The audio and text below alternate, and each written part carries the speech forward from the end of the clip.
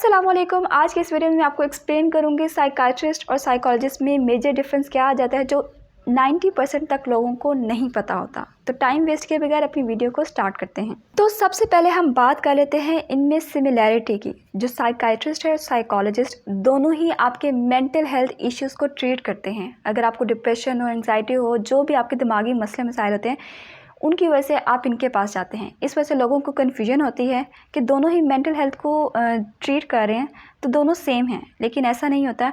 जो साइकाइट्रिस्ट है उसको मेंटल हेल्थ प्रॉब्लम्स के साथ साथ मेडिसिन में भी ट्रेनिंग होती है।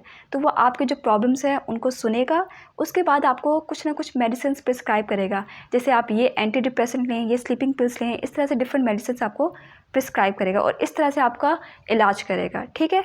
लेकिन अगर हम बात करें दूसरी तरफ साइकोलॉजिस्ट की, तो वो आपको सिर्फ टॉक थेरेपी देगा, ठीक है। आपसे बात करेगा, आपसे बात करके आपके जो प्रॉब्लम्स हैं उनकी रूट कॉज तक पहुंचेगा और इस तरह से आपके जो मसले हैं उनके सलूशन निकालने की कोशिश करेगा, ठीक है। अब साइकाइट्रिस्ट जो है वो आपको वहाँ पे मेडिसिन आ जाएगी, वहाँ पे आपको मेडिसिन प्रिस्क्राइब की जाएंगी।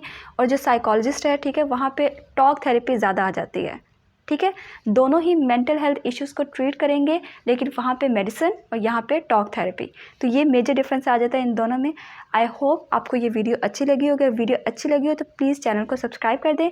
मिलते हैं नेक्स्ट वीडियो में, तब तक के लिए अल्लाह हाफ़िज़।